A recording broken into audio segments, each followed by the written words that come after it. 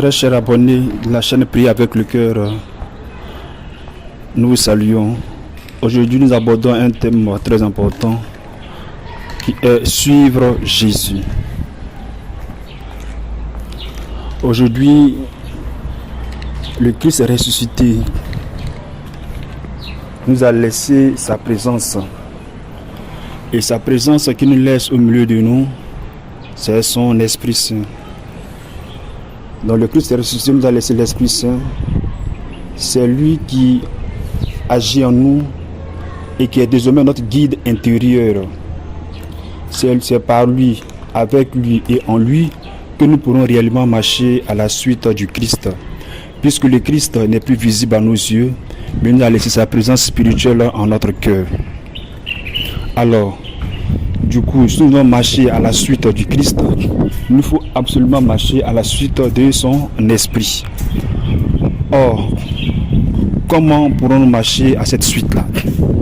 C'est là le thème du jour, ce dont nous voulons aborder avec vous. Très chers abonnés de la chaîne Prier avec le cœur, vous et moi, nous avons été baptisés. Nous avons reçu donc le Saint-Esprit. Lorsqu'il a été invoqué sur nous le nom du Père, du Fils et du Saint-Esprit, l'Esprit de Dieu est venu habiter en notre cœur. Désormais, si nous voulons marcher à la suite du Seigneur, il nous faudra absolument compter sur le Saint-Esprit qui habite en nous. C'est lui, l'Esprit de vérité, comme le dit le Seigneur. C'est lui l'Esprit de vérité qui va nous montrer, qui nous mettra sur le chemin qu'est Jésus, qui nous mettra également sur le chemin de vérité qui mène nécessairement à la vie. Alors, si c'est le Saint-Esprit qui doit nous conduire, il est très important et même très capital que nous prenions cette urgence que nous dit Paul quand il écrivait à son fils Timothée en ces termes.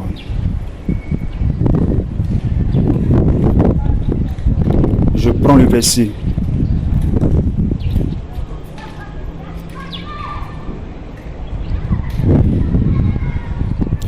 Timothée chapitre 4,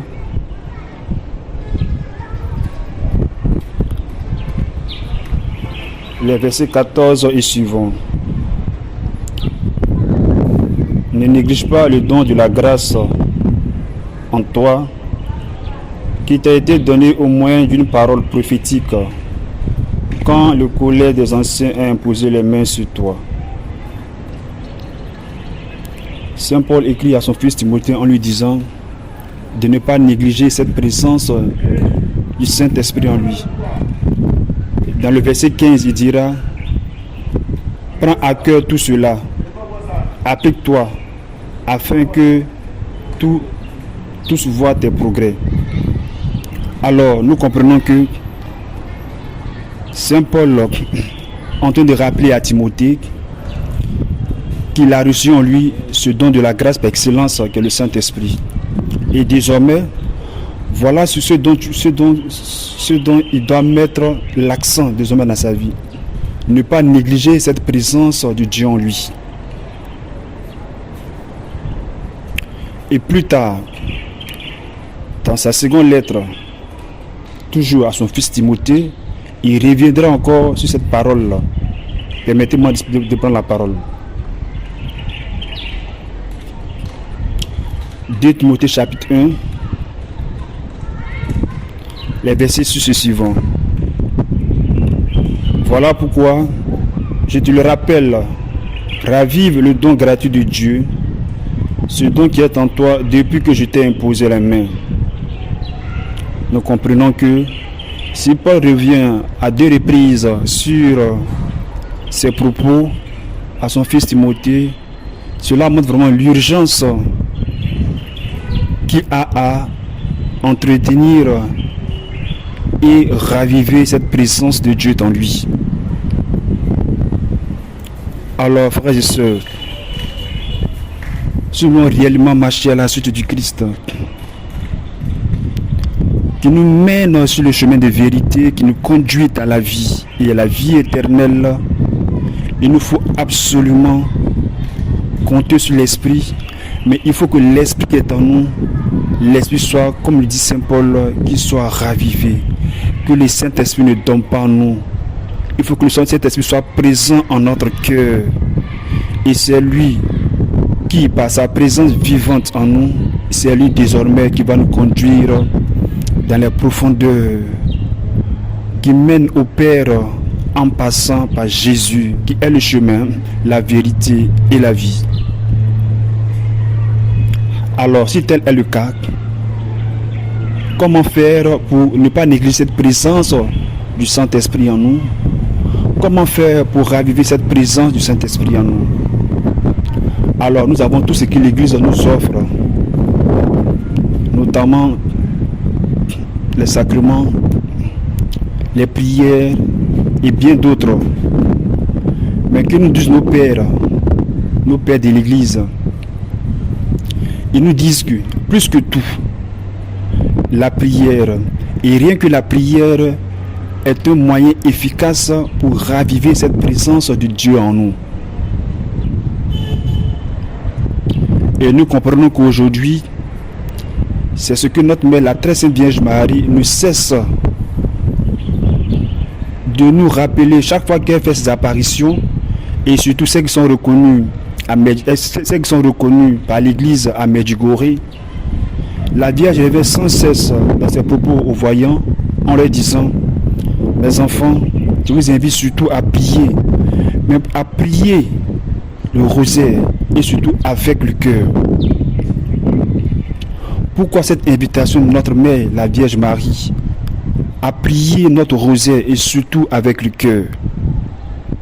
Certes, nous avons reçu en nous le Saint-Esprit et l'Esprit de Dieu habite notre cœur. Dès l'instant qu'il habite notre cœur, pour qu'il soit ravivé en nous, il nous faudra prier, certes, mais il nous faudra prier avec le cœur.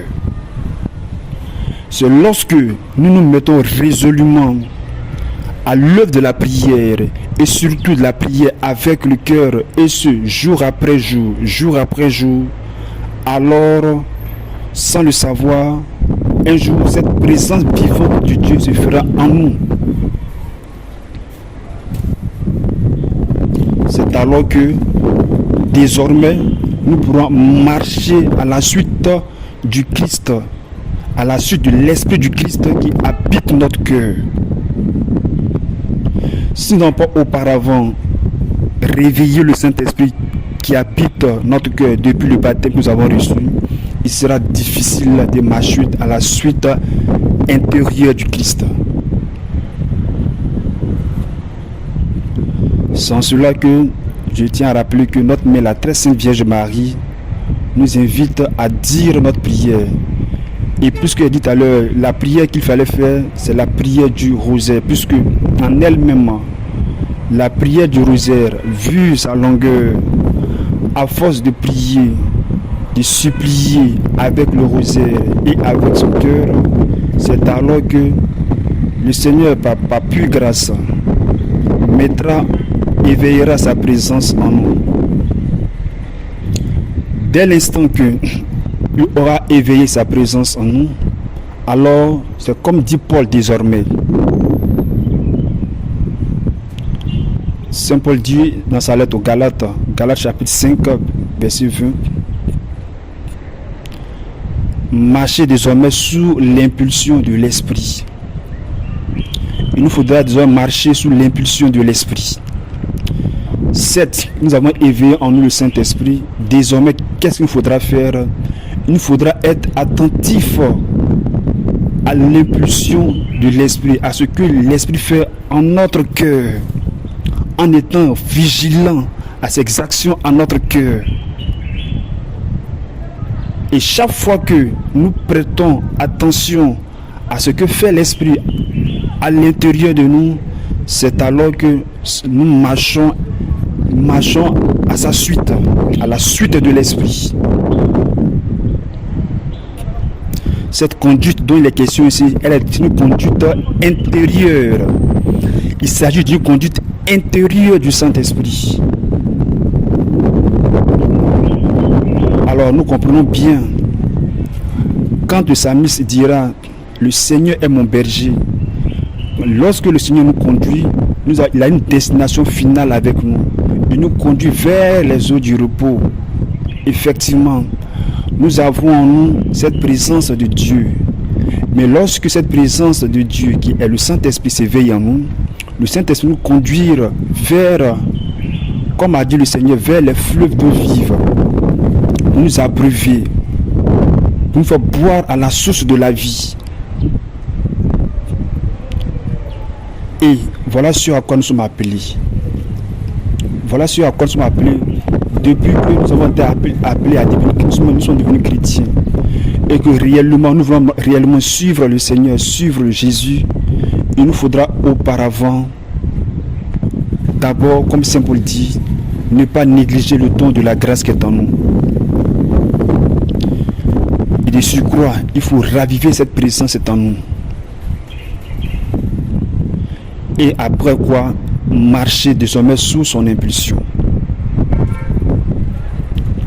C'est en cela que réellement nous allons vivre cette intimité avec le Saint-Esprit qui nous mènera sur le chemin qui est la vérité, sur le chemin de la vie. En dehors de lui, il n'y a pas d'autre esprit. Il n'y a que celui qui est l'esprit de vérité qui nous mène sur ce chemin-là. Donc, mes frères et mes soeurs, chers abonnés de la chaîne Prier avec le cœur, nous sommes invités aujourd'hui à prendre cette exhortation à cœur. Et pour aller plus loin